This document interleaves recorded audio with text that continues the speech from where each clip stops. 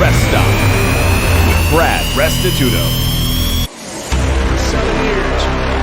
Handoff, Damian Williams trying to get to the edge, breaks a tackle, 35, 30, Damian Williams, 20, stays in bounds, 15, 10, 5, touchdown, Kansas City! And the snap goes high over the head of Big Ben, all the way back to the 2, to the 1, and the Browns have it in the end zone, and they dive on the ball and recover it for a touchdown! Carl Joseph's got it in the end zone, a touchdown! Derek looks left, Derek gonna throw for the end zone, caught! It is caught!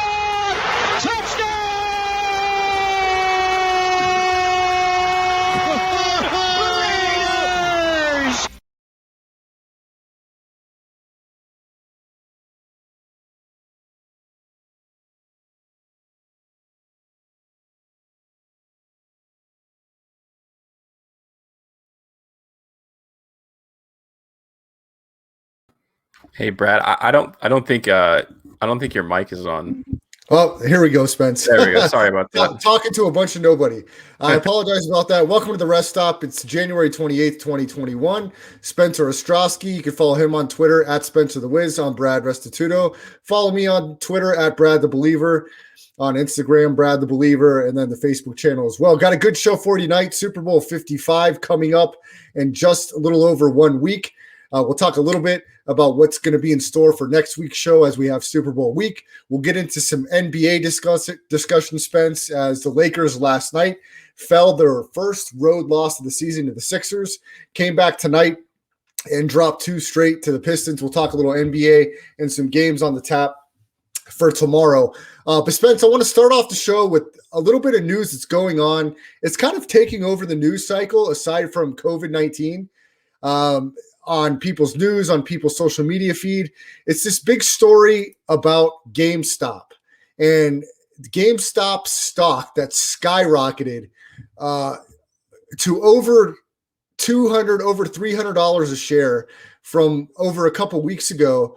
It was somewhere around $10. And this is just an insane story, Spence, because what it comes down to is we know that the big bucks, the big wealthy 1% have a big say and a big pull when it comes to money manipulation, stocks, bonds, and kind of a little bit of a win for the little guy. I want you, Spence, to start this conversation off and tell the audience that's listening a little bit about what's going on with GameStop and the stocks.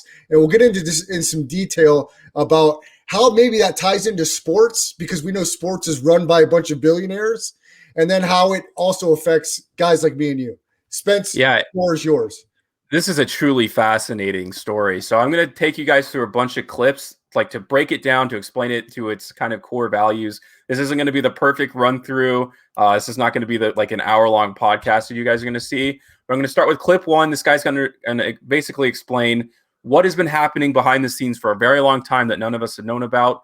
So here, just listen to clip 1 and we'll go from there. And among Wall Street, it is the hedge funders. And within the hedge funders, it is a specific set of people known as the short sellers. For years, the short sellers have colluded amongst themselves, used the media and more to manipulate markets and specific stocks by forcing massive runs on well-meaning companies, all so that they can make billions on the flip side. Okay, so he goes over a few things here. Hedge funds, short selling. So what are those two things? So before we get into the deeper conversation, I'm first going to show you a clip on what a hedge fund is, and then we'll go over what short selling is as well. We'll start with hedge funds. So here's a clip on hedge funds. Well, hedge funds happen to manage about 1% of all of the assets under management in the US. And because they are unregulated, it means they don't have to obey some of the rules either. Now, on the surface of it, they look a lot like regular pension or mutual funds, right? You know, you go to investors, you get a bunch of money, you invest that money in certain securities, and you make more money. Well, because they're unregulated, hedge funds have a lot more freedom than these other funds, kind of like motorcycle gangs. Firstly, they can buy whatever the heck they like, right? Not just stocks or bonds or whatever it is. They can buy fine art or fine wine or rare earths or any other commodity, whatever they fancy. Secondly, they can invest in pretty much any way that they like. They can use derivatives, they can sell short, they can and they do use leverage, which is where they go out and they borrow vast amounts of money in order to make their investments. Next, they can charge pretty much whatever they want. Most hedge funds charge investors who put money into their funds 2% of the money that comes in, and then they take 20% of any profits at the end of the year. Finally, hedge funds can manage their funds in pretty much whatever way they like. That includes locking the funds up, which means that investors can't get their money back before a certain period. Okay, so a hedge fund for the most part is just a bunch of rich people get together, something that, you or I would never have the opportunity to do, where you make a bet, a business bet on something. It's gambling like you do in a casino and a sports book, but you're just doing it with different stuff like art or stock. And then on the flip side, another part of hedge funds are short selling. So I'll play a short clip on what is short selling, and then I'll explain it even further. And then we can get into what this has anything to do with GameStop, because the fundamentals of this are extremely important, because you're going to hear these terms over and over again. Short selling is a risky way to profit from declining stock prices. Basically, it is a bet against a stock or company. When you buy a stock, you expect the price to go up. On the other hand, when you short a stock, you expect the price to go down. Shorting a stock is the inverse of buying a stock, which is often referred to as going long. Okay, so short selling the idea is you are negative buying a stock. So you're trying to freeze it at a certain price and hope that it goes down, and then you profit off of the lower value of that stock. So meaning you could freeze a stock price at $100, let's say it's $100 now, and you think it's going to tank. So they have this price at $100. So when it does drive down to $70, then you profit every single stock $30 off of that single stock. Now, that may seem really risky to you, and it sure is. Like when you buy stock, you're hoping that it booms and busts, right? So why would someone short sell a stock? Well, the idea is that these guys are extremely influential investors, and they also know a lot of influential people. So they, like some of the most famous investors in the world, if they come out and publicly say, hey, GameStop stock is terrible, do not buy. And then the people who own the stock currently will start short selling that stock, or start selling their stock, meaning that the price of the stock goes down, they get what they want. So they're essentially guaranteeing that the stock price goes down, and then they profit billions of dollars off of that. Doesn't sound very ethical. It is not. So I'm going to go ahead and roll clip 2 here, and he's going to mention short selling, and he's going to mention hedge funds. It should make a lot more sense to you now when he starts talking about it.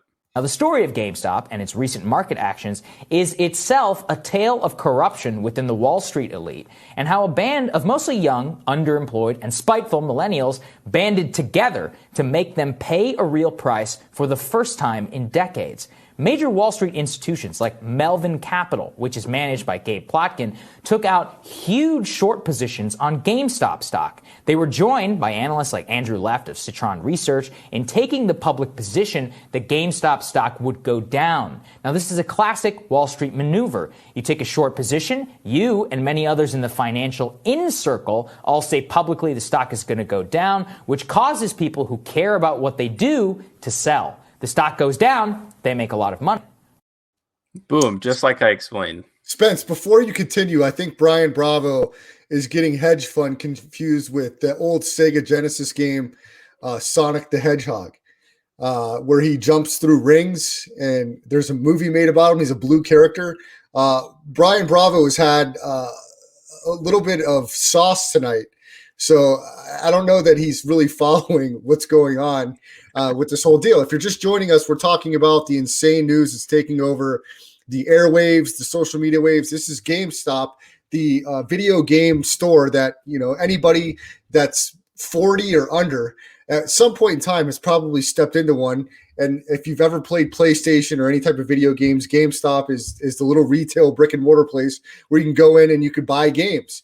And all of a sudden, in the last 48 hours, it's just become an enormous news situation and circumstance, because the rich people are getting their ass kicked, and a bunch of people on a chat room page, Reddit site, have funneled a shit ton of money into GameStop, and now it's gone through the roof. And so you got people that got $50 cash in their Christmas card. They've invested in GameStop, and now they've got over $1,000 sitting in their pocket.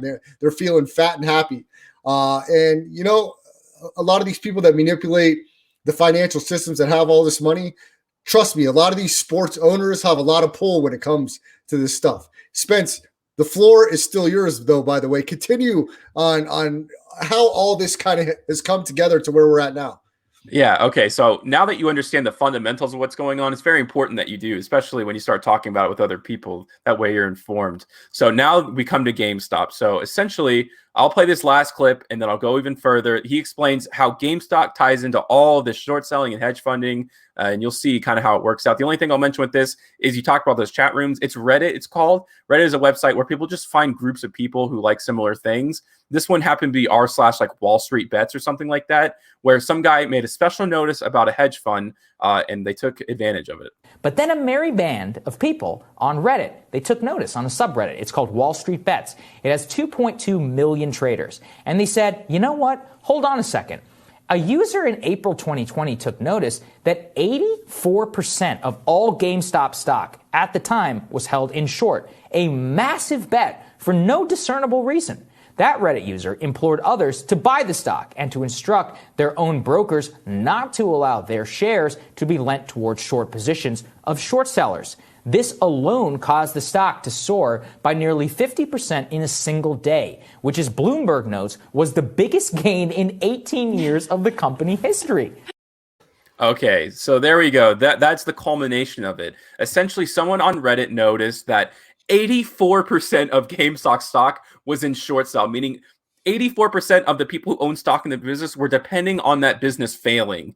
And then someone said, hey, look, someone is trying to dog us. They're trying to tank the value of this stock. So if we buy the stock and we tell our brokers, do not put this into any of the short stock, we want it to be legitimate stock, the price is going to shoot up. So it went from like $10 to about $330. So instead of making the money on that, like I said, they would have profited, let's say they bought it 100 and it was 70. Instead of profiting $30 in every single one, they now make like negative 200 and something dollars on every single piece of stock they had owned, like $300. And that might not sound like a lot individually, but we're talking about billions here. They put like hundreds of millions of dollars on this one stupid idea, and now it's being exploited, and now the value of it's tanking. The unfortunate part about all of this is that Robinhood has taken off GameStop, AMC, BlackBerry, because these are all the kind of the target ones that people are going for. You cannot buy it on Robinhood, which is the most common way for people who aren't like millionaires to buy stock. So they're essentially telling people that they cannot do this anymore. It's what people are doing is the exact same thing that billionaires have been doing, which is short selling, basically ensuring that something happens against them. All we did was ensure that the stock price went up. All they would do is ensure that the stock price went down. But when we do it, when the common people do it, then it becomes a problem, and then they have to change the regulation on it. Spence, do you think any of these rich billionaires or multimillionaires, do you think any of them are jumping off buildings when their short sales are continuing to go completely opposite the direction that they predicted? Well, I mean, it was one of the safest bets for them, and that's how they made billions of dollars because, again, they have so much influence. Media, I'm not sure. I'm not going to take it that far, but certainly if you have like business podcasts or just you as an individual, if you're known as one of the best investors in the world, people will hear your opinion. And this is the first time that a lot of people have heard the word hedge fund. A lot of the time, the first people use short selling. So when they tell you that the value of GameStop stock stinks, you're going to believe them and you're going to sell your GameStop stock. And that's basically, we're just exploiting that matter and just saying, look, you cannot do this anymore because we will find out. Because if anybody has stock that's like 84% short, we know that you're just trying to profit off our misery. Spence, do you know anybody personally that was involved on the positive side, getting in maybe before the GameStop stock price skyrocketed where it was? Have you heard any stories of anybody that you know or that they know that got involved in this? I've just seen the stories, like some guy paid for his dad's surgery and stuff like that. You see it online. You don't know what's true and what's not true. But obviously, there are plenty of people, like regular people, who probably profited the most, like $50,000 off of this. If you're a sound investor, even rich people profited off of this, by the way. Yeah, if you're just jumping in, GameStop stock went through the roof here in the last 24 hours. It's a big talk on social media, on the news outlets. If you want to jump in that conversation, jump in the chat here. Shoot us an email at reststoppodcast@gmail.com. If you missed any part of the show live on the Twitch app, twitch.tv/Chris Landry Football, make sure you check out the podcast version of the Rest Stop. You can do that on Audio Boom, Google Podcasts, iTunes, Spotify. Make sure you search Landry Football Conference Call, and the Rest Stop is underneath there. You can follow Spencer on Twitter at Spencer the Wiz. Follow myself, Brad Restituto, on Twitter at Brad the Believer. Spence, let's before we jump into some NBA action, Super Bowl 55 will be coming up a week from this Sunday. Tampa Bay Buccaneers, Tom Brady in his 10th Super Bowl against Patrick Mahomes. Mahomes and company of the Chiefs looking to go back-to-back. Before we get into a lot of discussion about that, I want to encourage everybody that's listening now or that will listen on the podcast. Next week, we're going to go heavy Super Bowl talk. The week of the Super Bowl, we'll get into the breakdown of the game, how each team could win against the spread. We're going to jump into some big-time prop bets. If you want to have a little bit of fun on the Super Bowl, you want to get in on some action, even if you're not in Vegas, we're going to give you some ways to make some money. I was awesome in my prop bets last year. I usually do really good in prop bets, so I'll kind of give you some stars by them, some 3 stars, some 2 stars, because there's some I feel really a lot more comfortable about than others. I really love to jump on the plus monies. And Spence, believe it or not, the last couple of years, you can get plus money for a team to convert a 4th down conversion, which is always one of my favorite props each year, because we're getting more and more aggressive in the NFL, and these teams especially.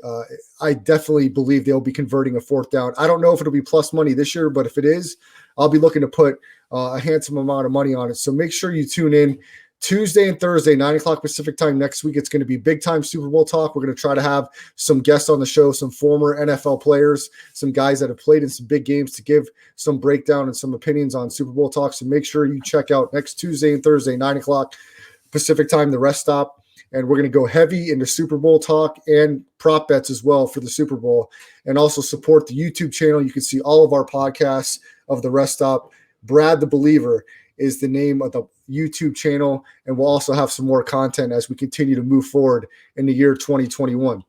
Spence, let's jump into the NBA, and let's go to last night's action. We'll run down some of the scores of last night's NBA, and then we'll talk about some of the matchups that stuck out. And if you watched some of those, and if you did not, Spence, what are your thoughts? I mean, we're about 20 games into the season almost at this point. This is a shortened NBA season. I believe only 72 games. We know it's been kind of hit or miss with postponements of games. We don't know that every team's going to be able to complete that 72-game schedule. Let's start off in a game, Spence, maybe not a lot of importance to a lot of people, but you kept your NBA betting streak alive with this game, Spence. The Cleveland Cavaliers, they moved to 9-9 on the season. They beat the Pistons 122-107. Now, since this trade that Brooklyn made for acquiring James Harden, Taurean Prince and Jared Allen went over to the Cavs. The Cavs have been playing pretty decent basketball since then. Spence, you were all over this game. It continued your winning streak. Talk about what the Cavs have done since this trade has gone down and how their team has improved. Yeah, I mean, not Ty Lue. Shoot, now I can't think of his name. He was the interim head coach for the Grizzlies, but he really has Bickerstaff, right? JB Bickerstaff. That's absolutely right. He has truly captured the attention of these guys. They want to play together. And they just feel like everyone's shorting them. And Colin Sexton has made one of the biggest leaps forward. He will be a candidate for most improved player of the year, without a doubt. It's right there, Bravo. The baby Yoda is right there. Do you see it? Spencer the Wiz lives very far away, so I haven't been able to give it to him yet. But there it is, Spence. This is your baby Yoda. There we go. There. Can't wait. It'll be right there behind me during the show. But yeah, Colin Sexton, man, is honestly didn't like him that much in college. The biggest problem for him was in Alabama. He did not play point guard. If you watch any of the Alabama games, I scouted him a little bit. He was not the one running the offense. And I don't think Darius Garland was the correct choice for them either. He's still not playing that great. But Colin Sexton has taken I think the game has just evolved for him. Like when he came into the league, it was very much like the point guard is traditional passing. I think teams are evolving more to kind of like Steph Curry. Steph Curry has nothing. He plays point guard, but he is not the point guard of that team. I don't really know like who is taking that role for them necessarily. But when you have guys like Andre Drummond playing the best season of his career. He's going to get a big contract. My prediction is going to go to the Celtics. It just all kind of fits together. They have shooters, and Jared Allen and Taurean Prince are a great pieces to have on your team, especially Allen. But Taurean Prince, we all know, has a tremendous amount of skill. I think he started his career with the Atlanta Hawks. I liked him there. Then he went to the Brooklyn Nets. He still played well, and now he has even more of a role on this Cleveland team. And the reason I'll tell you I took them in the spot, but besides the fact it was just a 2.5 point spread, Cleveland was coming off of a loss that they shouldn't have had, and Pistons were coming off of a big win off the Lakers. If you want to guarantee that the one thing about the season, that the Pistons probably will not have two good back-to-back wins the entire season, ended up being true, and they blew them out of the water. I thought that spread would probably be like 7. Was really excited when I jumped on it. I think when it kind of closed at like 4 points, but even that would have covered as well. A huge fan of Cleveland right now. They're a fun team to watch. If you guys like basketball, I know it hasn't been since LeBron left. It sounds weird to say that they're a good, fun team to watch, but they certainly are. Everybody around that team, Chetty Osman, all having a good time right now, all playing extremely hard. Spence, a team that a lot of people have been talking about in the NBA, especially over the last month. They were in action last night. They are 12-8 on the season only, and that's the Brooklyn Nets. They had to go to overtime to beat the Atlanta Hawks, and they did that 132-128. I think almost every game but one has gone over with the Nets since the acquisition of James Harden. Harden goes for 31, 8, and 15 assists last night. The Nets are getting wins, Spence, but they're not doing it very impressively. They're going to have to play much better than they've played since James, Kyrie, and Kevin Durant have all played together come playoff time, or we're not going to be talking about them representing the East in the finals. They barely get past the Hawks. How do you think this continues to shake up as these guys continue to get more acclimated with each other on the floor? Yeah, it's essentially exactly how I thought it would be. The worst defensive team I've ever seen in my life. I'm just going to go there right now. I think even the Charlotte Bobcats, who had like 12 wins that season, were much better fundamentally than them. Kyrie Irving and James Harden don't play defense, and that's not going to change. So again, I said, and it's not an issue. There is the fact that there's only one ball has nothing to do with it. You can stagger their minutes, and when they're all together, obviously, it's going to look pretty good too. It's hard to cover all three of those guys. You almost have to double team Kevin Durant. You almost have to double team Kyrie, and you can almost say the same about James Harden too. They're going to be scoring about 115, 120 a night. But if they're consistently every single game giving up 120, 124, that's not going to lead you to a lot of success. Playoff games are a lot tighter. For the regular season, they'll be fine. They can get away with these 124, 118 wins all the time. It's going to be exhausting for them to have to do that. I think they might burn out come All-Star break, or at least after it. But still, when they start playing the Celtics, when they start playing Milwaukee, when you got to come down, when it comes down to like, you got to help, prevent them from scoring over 105 points. I legitimately don't think they have the tools to do that. Depending on Kevin Durant and DeAndre Jordan to stop a team to 105 points is not going to happen. And to tie it all together, you have a rookie head coach who does not have head coaching experience. I don't see how this is going to work out. I'm not impressed by what I've seen on the court from them. Spence, last night the Lakers get their first road loss of the season, the 76ers. They get the win. They're 10-1 at home, 107-106. And LeBron James had a fantastic game. He had 34 points. He had 6 assists, 6 rebounds. He was 8 of 11 from the line. Anthony Davis only 5 of 10 from the free throw line. For the Sixers, Joel Embiid had 28 points. He was 11 of 13 from the free throw line. Spence, both teams shot under 65% from the free throw line. What is going on in the NBA with free throw shooting? And in a game like this, it costs a team like the Lakers, and it's going to cost teams down the stretch. Why are we seeing such bad free throw shooting by these NBA teams, Spence? That's a great question. I really can't answer that for you. But the big storyline for the Lakers this year, as successful as they've been, is Anthony Davis is not catching up with them. He definitely has a little bit of hangover from the finals. And I think that's natural. And I think the fact that they are playing so well, even though he's kind of not been sucking, but he certainly has not been playing Anthony Davis basketball, is a good sign, I would say, for the most part. So they actually should have never been in this game. They took the lead off of like a butchered last 3 minutes of the game from the 76ers. Tobias Harris ended up hitting an elbow jumper off of I think it was over the bald-headed guy for the Lakers. I can't think of his name. I can't think of anyone's name, but he ended up making a great shot for them to seal the victory. I actually like the 76ers in this matchup, and I was really sweating at the end of that one, but they were in the plus points, so it ended up working out for me anyways. The Lakers going forward, I wouldn't really say much about them. They ended up getting blown out tonight by the Pistons, but it was a bad spot for them. They played a lot of extended minutes in the 76ers game. You're coming off a back-to-back. LeBron again played well, but not everybody is LeBron James. You're just not going to be able to just play the same every single night. A lot of these guys aren't that great, or, they're tired straight up. And the Pistons are a hungry team. They got Blake Griffin back tonight, so I stayed away from that game mostly. And on the 76ers side, again, I said when they have all 5 of their guys, I think they're undefeated. I think they're like 10-0 with all their starting lineup guys. So they're continuing to show how successful they can be. Getting rid of their head coach last year was probably the best decision they could make. I'm not the hugest fan of Doc Rivers, but obviously he's an upgrade coaching wise for them. He has finals experience, and he seems to be a great fit for this team, who finally retooled their rosters to fit around Joel Embiid and Ben Simmons. Spence, last night as well, the Milwaukee Bucks moved to 11-6 on the season. They beat the Toronto Raptors 115-108. Giannis had 24 and 18 rebounds. Chris Middleton added 24. Brook Lopez had 20. The Milwaukee Bucks, they win against teams they're supposed to win against, but come playoff time, is this going to be the year Milwaukee can find a way to get over the hump? I don't believe. Actually, I'm not going to guarantee it, but I can guarantee it right now. I heard recently after Giannis, they had lost to the Lakers. He said that LeBron James is the greatest player in the world. That's all I need to know. They're not going to make the finals. They don't have anybody. If a guy who just won 2 MVPs is willing to bow down to LeBron James, even though it may be true, who cares? You need to have that mentality to make it to the finals. You got to be razor sharp. You have to have an edge to you. You have to lie to yourself about your greatness.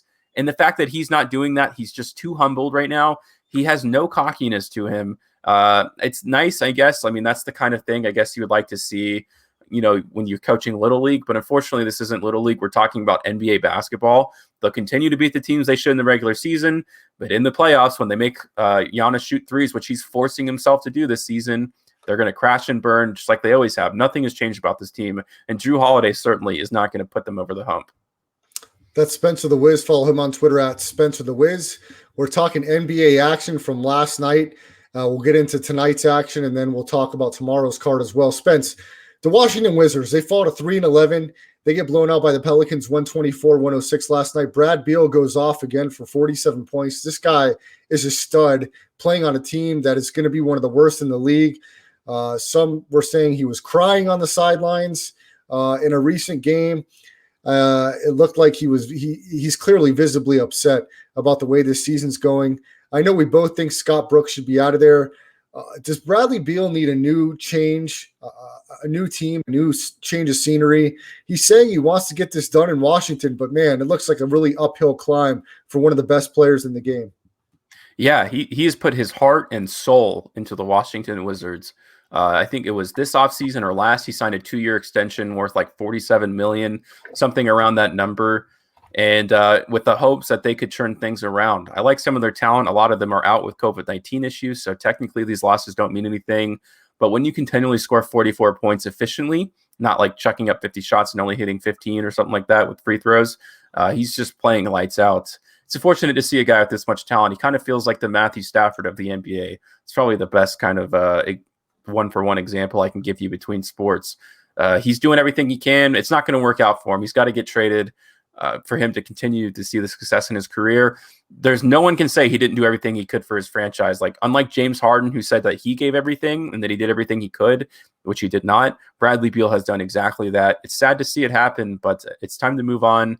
It's time to give him a chance to be successful. And they're obviously going to get a tremendous package back for him. He is probably, when we talk about top 15 players, I don't even think we said his name. He's absolutely a top 15 player in the NBA. I'm going to say that right now. I don't even know what our list was, but he's in there.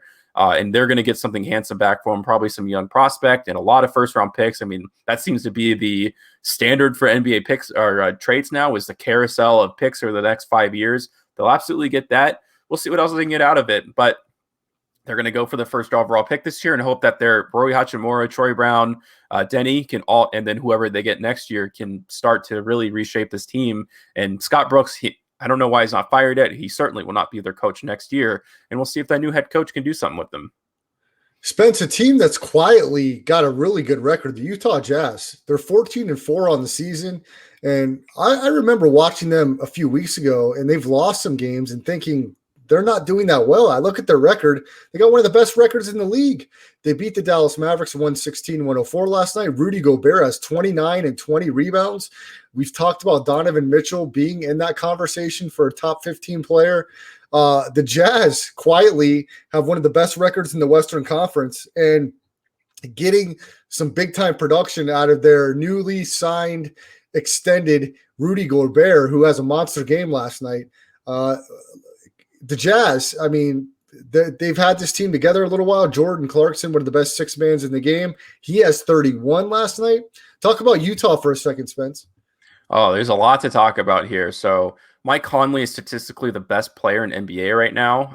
Like his plus minus and just team value, efficiency. You can go down all these crazy analytics, but I'm not saying Mike Conley is the greatest player in the NBA, but he's playing very well. He had a very major injury 2 years ago. I think it was a meniscus tear. He's playing back to form. I'm a Memphis fan, so I obviously know what Mike Conley can do. He's a true leader of the team. And that victory last night actually was without Donovan Mitchell. They blew out the Mavericks without him.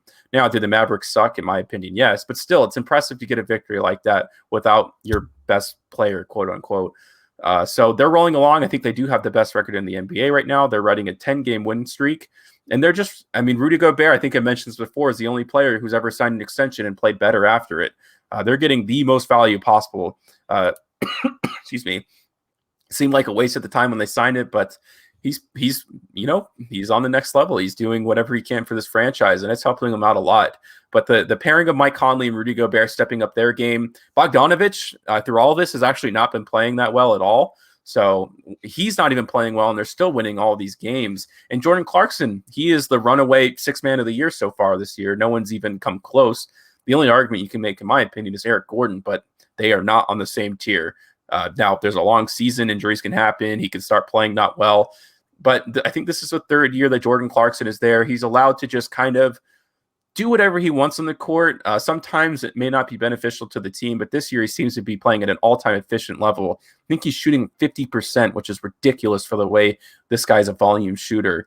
I don't think he's going to stay that hot the entire year, but still, if he can even keep it within 45, 42%, it's going to take this team a really long way.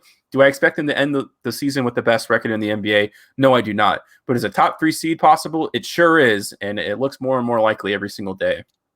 Spence, last night, the postponed game, Chicago Bulls, your Memphis Grizzlies. The Grizzlies have only played 13 games this season. Spence, can you give us any idea what's going on with Memphis? It feels like they haven't played a game in a week, and we don't know when they're going to play another game. Has it come out publicly what's going on within that Memphis Grizzlies locker room and that organization? I mean, we're talking about a week's worth of basketball pretty much that has been lost. It's sad. I miss watching Memphis Grizzlies games. It's my favorite part of the day. But no, they haven't said. I don't know if anyone's tested positive or if they all tested positive. They've kept it under wraps. This was the LA Lakers we would know the night of. I think it's just because we're like the second smallest market in the NBA. Not as much media coverage. We just get the tweet from Shams and Woj that the games are postponed, and we move on. Do I really hope they can come back soon? Gosh, I really do. It seems like but if the whole team got COVID, it's 2 weeks. You got to wait 2 weeks, and there's nothing we can do about it. And I think that's what's going to end up happening. They're going to have to keep canceling game after game unless they can start bringing a bunch of G League guys, which I would love to see. I can go down the G League guys all day. But still, I think they're going to have to end up doing that soon because unless they make these games up at All-Star break, which is what I want them to do, they're going to be way behind. They might not even be eligible for the playoffs with how many games they've missed. Spence, let's get into tonight's card. The Houston Rockets get another win, 104-101 over the Portland Trailblazers. The Houston Rockets, believe it or not, they're 8-9 on the season. They're almost at 500, and they got 25 from Victor Oladipo tonight. John Wall adds 20. Christian Wood having another great game, and he's really making his case for the most improved player. He has 22 points, 12 rebounds. DeMarcus Cousins only played 11 minutes. Daniel House Jr. played 19 minutes, had 11 points. The Rockets get a win, Spence, and surprising some people after the James Harden trade, winning some gutsy games here in the last week. Nice win tonight for the Houston Rockets. The Rockets are America's team. That's what I'm labeling as. They are basically the Browns of the NBA as of right now, where everyone's just kind of rooting for them. James Harden leaves, and terribly, the way he kind of talked about that franchise and what they had done for him. And Victor Oladipo, of course, is looking to become the face of the franchise for that Houston team, who they're going to have to end up signing to a fairly big deal. But this is a collection of guys who are on prove-it-to-me deals. Christian Wood is underpaid, surprisingly, after just getting a big deal. We all know John Wall, obviously, had that absence with the Wizards. And after the Wizards game, he ended up saying, they thought I was done. Clearly, he took that quite personally. DeMarcus Cousins, people think his career is over. He's trying to prove that it's not. And then everybody else on the team, too. It's not bad. This is a good roster from top to bottom. When James Harden said they don't have the talent, he was absolutely lying. He just doesn't have the talent. He just doesn't have the will to be great. So they're not going to be good. They might miss the playoffs, but still, I think this team has a foundation finally to improve upon, and they're going to be competitive each night because you also have a rookie head coach who is trying to prove himself as one, because I think he was an assistant for 11 years before getting this opportunity. They all want it. They all want to win, and I'm staying away from them mostly when it comes to betting because I just think that they're due for a good night any single night, even though they might not play consistent the entire year. Spence, without Paul George, without Kawhi Leonard, the Clippers get a win tonight, 109-105 over the Miami Heat. The team that represented the Eastern Conference in the finals in the bubble this past season, they're off to a 6-12 start this year. They've had no Jimmy Butler for almost a week here. He's came down with COVID. The Miami Heat may not even make the playoffs this year, Spence. The Clippers, they're getting it done without George, without Leonard. Talk about both of these teams for a minute, Spence. This was the first team on my ticket. I took the LA Clippers, and I'll tell you why. Miami is straight up not playing good basketball right now, and it's not working. Whatever it is, their roster just isn't what it was last year. They caught a special spark. Now they were without Jimmy Butler, without Mo Harkless. I think they were without Andre Iguodala. So this isn't the full Heat squad. So basically you have a not full Heat squad against a not full Clippers squad. Okay, so what's remaining? And then what have you seen recently? I actually bet against the Clippers the first night that Kawhi and Paul were not playing. I think it was too short notice. I don't believe in Ty Lue can make a game plan overnight. I don't think he's a good coach.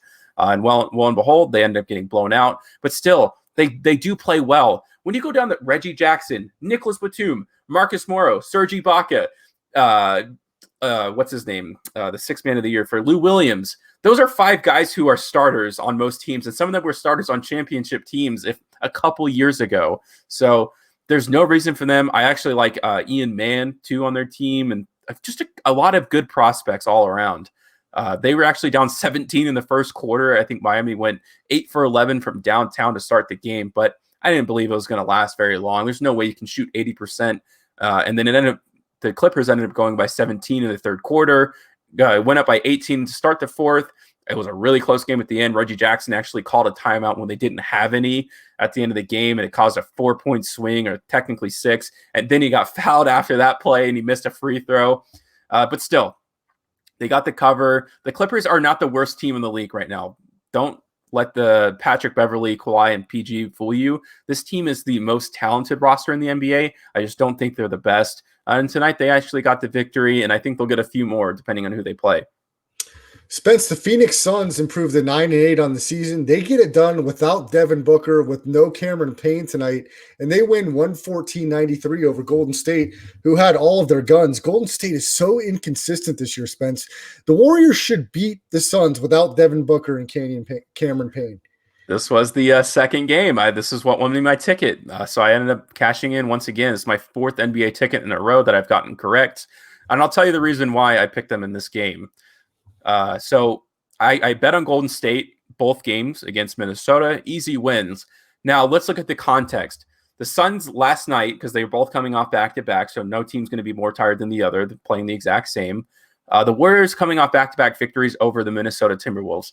The worst team in the NBA as far as I'm concerned. I know the Wizards I think they have a worse record, and I think the Pistons do too. But still, Minnesota is one of the worst defensive teams I've ever seen in my life. So they're playing a little relaxed. They've just had 2 easy games. And then, like like I said, Phoenix lost to OKC, a game they should not have lost last night. So they're going to be a little more hungry coming into this one. And obviously they were. These guys were extremely engaged. Chris Paul was the leader of the team tonight. It was a little close in the beginning, but in the fourth quarter, they just pulled away. I don't like the Warriors. We and you talked for the season. I thought they were going to stink. They're obviously a little better than that. But guys named Damian Lee, Kelly Oubre has been awful this year. Pascal Kelly okay. Oubre is terrible. He's got to go to the bench. He was 1 of 11 tonight, 0 of 5 from 3 again. This guy is awful shooting the basketball this year. He brings great effort on the defensive side, but he's an offensive liability. This guy's got to go to the bench. I think Eric Pascal's got to take his spot. Eric Pascal is the much better player at this point. Kelly Oubre is so bad. 22% from three-point range, 35% from the field. This guy is terrible offensively this year for Golden State, and I think they've got to take him out of the starting lineup. Yeah, but who are they going to replace him with? That's kind of my point. Kevon Looney? Eric Pascal, he's a really good player. Brad Wanamaker, Michael Mulder, like these are guys getting legitimate minutes for Golden State. So I didn't like him in this spot, and I was, luckily correct tonight. And I very rarely pick them. It's all so contextual in basketball, but they're in a very short list for me.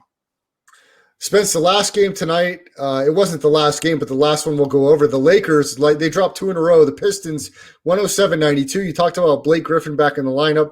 No Anthony Davis for the Lakers tonight. This is one of those ones the Lakers kind of just packed it in. The Pistons play pretty hard every night. They seem to cover a lot of games this season. They've only got 5 wins on the season, but they play pretty tough night in and night out. Yeah, Casey he's a good coach. He won Coach of the Year 4 years ago, as we all forget. I think it was even 3 years ago, very recently. So we know he's going to get these guys in the right position. They just are the worst run franchise in all of basketball. It's actually sad. I remember as a kid, the Pistons have been bad my entire life, or at least as long as I've been playing basketball. So when I found out they used to be this awesome team that used to kind of dominate, I was like, whoa, really? Because what I see from them this year, it gets worse and worse and worse. They took 3 guys in the most mediocre draft since Anthony Bennett, who actually was a little bit of value in that draft. But this is the worst draft I've ever seen since I've been scouting. So they're just going all in on this. And then the guy who they picked was terrible, Killian Hayes. He ends up getting hurt too. He gets the same injury, I think, as Isaiah Thomas, which is really concerning for such a young guy. But still, Jeremy Grant playing a fantastic season. Another guy who's a candidate for most improved player of the year. Blake Griffin, we know, is going to do Blake Griffin stuff. Whether or not that's all-star level, that's another question. They overpaid Plumlee, so nothing about this team is good. And Casey, I don't think, has any sort of say in it. And he's just rolling with what he's got. And I don't have confidence for them to do anything good in the future. So if you're a Detroit fan, I'm sorry. Nothing. And they just got a new GM too. So he's going to be around there for a while. It's all pain for Pistons. Spence, let's hit tomorrow's NBA card. Friday night, quite a few games on the slate. Indiana Pacers, they're 3-point road favorites against the Charlotte Hornets. We've heard a little bit in the NBA circles, LaMelo Ball not getting the type of playing time he would like as a top 3 pick. The Hornets up and down this year. They've lost more than they've won over the last month here. The Pacers getting a lot of production from Domantas Sabonis. And once they get Miles Turner back regularly in that lineup, they'll be even more formidable. Pacers 3-point road favorites against Charlotte tomorrow night, 4:00 tip-off here in Vegas. Did you say if Sabonis is coming back tomorrow? No. I said Miles Turner is hoping to get back in the lineup more regularly. Sabonis should be a go. Okay, because he had that bruised knee, so he was day-to-day when it first had happened. If they do play, I'm a big fan of the Pacers in this spot. The Charlotte is just not a serious team, and you kind of mentioned it a little bit with the Ball. It's going to happen. When you draft any of those guys, there's going to be controversy around your team no matter what. Can you justify playing him over the guys they have in those top spots? I don't really think so. Devontae Graham has been playing better. They're just not a good – I just don't like anything about them. You know, they have the roster. This is the year they were supposed to take the big leap forward because of how much talent they have on their team. I like Mikal Bridges. I like Graham. Terry Rozier I'm not a huge fan of, but he's still good. I just don't think they should have him. So if this really does become an issue and they keep continuing to be bad, trade Terry Rozier, let LaMelo Ball start, and then that's kind of the foundation. I think you can get a late first rounder for Terry Rozier. Anybody's desperate for a backup point guard will definitely do that. Not a Lakers team because they do have a good point guard situation, not the Clippers, but still, there's a team in the top 5 for either conference that'll be willing to give that out because you're not going to get a better value, at least for the most part. And also you got to think like if you are the Lakers, let's say, just for example, let's say they did need one, you're trading the 29th pick. Let's say you think you like the guy at that spot. You're not going to play him next year because you're going for a finals run. So that's where the value comes in and getting a first round pick if you're Charlotte. So I like the Pacers here. I'm thinking about putting some action on them. Not final, but still very weird line to me that Charlotte should be. Spence in DC tomorrow. The Wizards, they're 4.5-point underdogs at Capital One Arena at home against the Hawks. The Hawks road favorite here. The Wizards, we know they can't seem to win. At some point, you got to think the Wizards, with some of the talent they have, will go on a bit of a winning streak. Does it start tomorrow night against the Hawks? No, I don't think so.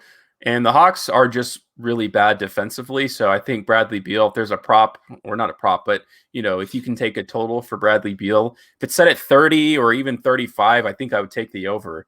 Again, the Hawks are a bottom 5 team in defensively. I don't care what the statistics say. Just watching them, I know it's true. So the only good defensive player they have is Clint Capella, which was one of the best trades they've made in recent years. So I'm a big fan of the Hawks in this spot. I think that they could easily cover this spread. I have no confidence in them to win any games as long as the Wizards are not healthy. And even when they are, I don't see a reason, the way they've been playing, that they can start covering games. Now, is it going to be perfect every night? Are they going to lose out the season? Of course not. But the Hawks are hovering around 500, and they obviously don't want to start dipping below it. So I think the Hawks can definitely take the 4.5 here. Spence, Cavaliers travel to Madison Square Garden to take on the Knicks. Cavs a short 1-point favorite. The Cavs burned me in this spot earlier in the year against the Knicks. I thought Cleveland was playing well. The Knicks came out and handled them pretty well. Is this just a good matchup for the Knicks? What do you think your Cleveland road 1-point favorite against the Knicks tomorrow night? This is one of the most interesting games of the season for me, actually. I know that's me being a basketball head, and when you say it out loud, it sounds terrible. Two teams that are not currently in the playoffs, but Andre Drummond is probably going to have a fantastic game. Julius Randle isn't a dominant rebounder, and Andre Drummond, I think, had a really good game against them. The Cleveland Cavaliers, that first time they played, are not the same team at all, and the Knicks are trending downwards. So I'm staying away from this game because it feels like it's the culmination of, can the Knicks bounce back from this not playing well, and can the Cavaliers continue to play well? It's too dicey for me. But if I had to bet this game, I would take the New York Knicks. I just think that defensively they can take advantage of a young team, kind of confuse them, kind of frustrate them. So if you put a gun to my head, there you go. Spence, the Sacramento Kings travel to Tampa to take on the Toronto Raptors. High total in this one, 229.5. The Raptors are a 5.5-point favorite. Look, the Kings got Tyrese Halliburton. This guy is starting to pull away for Rookie of the Year consideration. The Kings don't have a great record, but they can beat anybody on any given night. This line makes no sense. So there must be some sort of injury, in my opinion. If not, there's so much value on Sacramento here. Why should anybody have? I think Toronto's had one good win in the past week. So go Kings here. I know they're not the best team in the world. They're just straight up not. They came out to a hot start, and they're kind of coming back down to earth. Marvin Bagley stinks. But still, like you said, Tyrese Halliburton's playing fantastic. De'Aaron Fox is playing very well too. They have so much talent from top to bottom. I think they have one of the most talented rosters in the league, in my opinion. So they could easily take advantage of a Toronto Raptors team that's going to sneak into the 7th seed this year. Spence, is there any rookies or second-year players that may be able to be in the conversation to be an all-star this year? Somebody like a Zion Williamson, a Ja Morant, Jaylen Brown, guys that we haven't seen on that stage yet. Are any young guys that you may consider to be all-stars this year? You just mentioned it, Jaylen Brown. This guy is one of the best shooting guards in the league straight up now. And it's not just this year. If I would have make a top 5 shooting guards. There's no way he's not there. And he's probably top 3. I'd have to really go down the list, but I think he's shooting close to 50% from downtown. He's making everything. He has been the actual leader of this Celtics squad who's playing good. Again, I just don't know why they haven't made it to the finals yet. There's no reason they shouldn't have. But if he doesn't, he's definitely going to make an all-star team. I think the real question is he going to make an all-pro team or an all-NBA team, excuse me. He could easily be second team all-pro. Right now, he's playing like it. Spence, some more games on tomorrow night's card of the NBA. The Milwaukee Bucks are 7-point road favorites. They travel to the Smoothie King Center to take on the Pelicans. Bucks 7-point favorites. What do you think about this one, Spence? I'm sorry, what was that game? Milwaukee, New Orleans. Milwaukee's a 7-point favorite against the Pelicans. Yeah, I don't believe in the Pelicans. I refuse to bet them ever again. They're the most unserious team in NBA basketball. They are the Arizona Cardinals of the. I don't like their head coach hiring. I don't think that was a good decision at all. They need a guy who puts some accountability on their team. They have been lacking that desperately. And they didn't hire somebody to do that. These guys are going around. Brandon Ingram again's having a fantastic season. Zion Williamson still doesn't know how to play basketball after a full off season. I don't think this guy's committed to basketball, in my opinion. Not to say that he's not talented, but the fact that his game hasn't progressed with one iota, he still looks like he's out of shape. I don't know what it is about him, but I'm glad that the Grizzlies were not lucky enough to get the first overall pick because I'd much rather have John Morant than Zion Williamson. Even if his stats are better, it contributes to nothing. Tell me why they're losing all the time. They should be in the 7th or 8th seed easily, and they should be even higher than that. If Josh Hart, Brandon Ingram, Zion Williamson, I know that Eric Bledsoe, Lonzo Ball. So it's it. I mean, they're just not a serious basketball team. Yeah. So I agree with you, Spence. I don't know what's going on. Stan Van Gundy's better get it together because this isn't there's gonna be heads rolling with players, and Van Gundy's not gonna have a job long if they don't start getting better real quick. I like Milwaukee tomorrow night as well with the 7. There's gonna be 5 more games on the slate: Clippers, Magic, Sixers, Timberwolves, Nets, Thunder. Nets are an 8.5-point favorite. Spence, they're playing high total games every single game, 230.5. The Nets should blow out the Thunder tomorrow night. Am I right? They will. I think the highest scorer. I think they have one player on OKC who scored over 13 points a game. It's going to be. My prediction is 130 to 102. So I don't know. I don't know what you just said the over was, but I don't know if that hits it. But still, they're going to. I like OKC. I think that you just have literally no talent on their team anymore.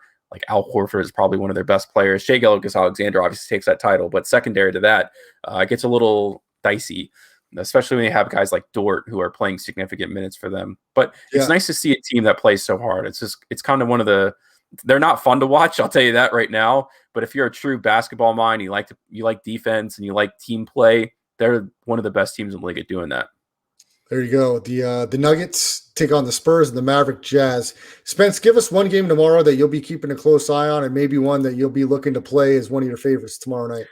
Yeah, let's look down here. I think Brooklyn Nets might probably be one of my favorites. I like Atlanta -4.5. And the Pacers -3. So those 3 games are my most interested. I'll just have to kind of finalize down which ones interest me the most. But if you guys like those 3 picks, those are my 3 picks. And again, I'm on a 4-ticket winning streak right now, so I'm hoping to continue that streak tomorrow. Congrats to Spencer the Wiz. Nice job on that one. Bravo. We talked about the Major League Baseball Hall of Fame last show. Nobody got in. They didn't get the 76% votes necessary. Kurt Schilling, Barry Bonds, Roger Clemens, all not in. Look, baseball's a joke for that, and I think they're a joke in general. I know you don't agree with that, Brian, but it really is. They don't do a great job of marketing their stars. They've got to do a better job. This does not make a good look for the type of voting situation in Major League Baseball to have these stick-in-the-mud writers not have any of these guys in the Hall of Fame. Now, if you want to debate whether Schilling's a Hall of Famer or not, that's fine. But Bonds and Clemens, in my opinion, are hands down, should not have to be waiting this long to get on the Hall of Fame. So, Spence, as we're wrapping up tonight's show, let's briefly hit a little NFL action. The Houston Texans finally made a move in the head coaching ranks, and it's David Culley, offensive assistant with the Baltimore Ravens passing game coordinator. I mean, the Houston Texans are certainly going to line up to be the worst team in the NFL this year. Deshaun Watson officially now on the trading block. Look, every team pretty much in the league except for 3 or 4 will be vying for his services. Do you have an idea? Do you have a guess, your best guess, who has maybe the best shot to land Deshaun Watson? It's who knows? That really is a tough question. Everybody, right? I would say about 70% of the league is eligible to kind of make that play for him. But they just, when you see the hiring of David Culley, it's just, you know that they're the worst run franchise in all of NFL football. You still haven't even talked to Eric Bieniemy yet. So why is anyone, they were the last head coaching vacancy, if I'm not mistaken. So yes. Was anyone lining up to take him somewhere else? I doubt it, especially if he knows he might have been, if David Culley knows he may be the new head coach of them, he's not going to go somewhere. He's not going to get a head coaching job anywhere else. The rush for this makes no sense. Nothing they do ever makes sense. And that's why Deshaun Watson and most likely JJ. Yeah, they'll be moving on next year. Yeah, I didn't hear David Culley's name mentioned in any circles at all. Not even a guess. Not even a terrible guess from anybody. So this just tells you how crappy situation the Houston Texans are going to be in for quite some time. Oh, bravo! Take another shot. Cook up some biscuits. We'll bring you back on the show. We'll let you and Jen show off the biscuits you're making. You can show the ring off. This is Brian Bravo's 19th engagement, everybody. Just for everybody listening out there. He's like the Liz Taylor of people that you know as far as marriages go. So, Bravo, you get no shout out for your 19th engagement. We will be there at the wedding if it does take place at some point in time. Spencer the Wiz, Brian Bravo did say he was going to try to make it out for the Super Bowl. We'll try to hold him to that. I give it about a 1% chance that he makes it out here. So don't count your chickens on that one. We hope to see him back in Vegas at some point in time, but I don't know if that happens anytime soon. Deshaun Watson, look, somebody's going to render his services somewhere, and they're going to pay handsomely to do so. It's going to be exciting to see what team does that. I think it's really unfortunate for Houston Texans fans because this is a city, a sports town, and a franchise that does I want to see succeed. It just seems like they have all the wrong pieces right now, and I don't know if this David Culley hire does anything moving in their favor. I heard that they're going to hire Lovie Smith, former Bears coach, as defensive coordinator. Lovie Smith just got fired from the University of Illinois as their head coach because they couldn't hardly win a game. I like Lovie Smith a lot, but he did nothing for the University of Illinois, and that's unfortunate. So hopefully coming in as a coordinator, he does a little bit better. But it looks like they're going to probably do that without J.J. Watt and without Deshaun Watson. So we'll monitor that story closely as we head in to Super Bowl week next week in the offseason of 2020-21. And Spence, if anyone misses any part of the show, make sure you check out the podcast version of the show, Google Podcasts, Spotify, iTunes, under Landry Football Conference Call, and the rest stop will be underneath there. So make sure you go to LandryFootball.com and check out all of the rest stop stuff there. And of course, the YouTube channel at Brad the Believer. You will see all of our YouTube postings of the shows. Download the Twitch app. Check it out. www.twitch.tv/Chris Landry Football. You can check us out live every Tuesday and Thursday. And we'll be back next Tuesday. It'll be heavy Super Bowl talk going into Super Bowl week. Myself and Spencer the Wiz will have some guests on. We'll break down everything in regards to Super Bowl 55 in Tampa between the Kansas City Chiefs and Tampa Bay Buccaneers. We'll hit you up with some prop bets as well. So make sure you tune in next week, 9 o'clock Pacific time. For Spencer the Wiz, I'm Brad the Believer. Have a great night. We'll see you next week, everybody. Have a good weekend.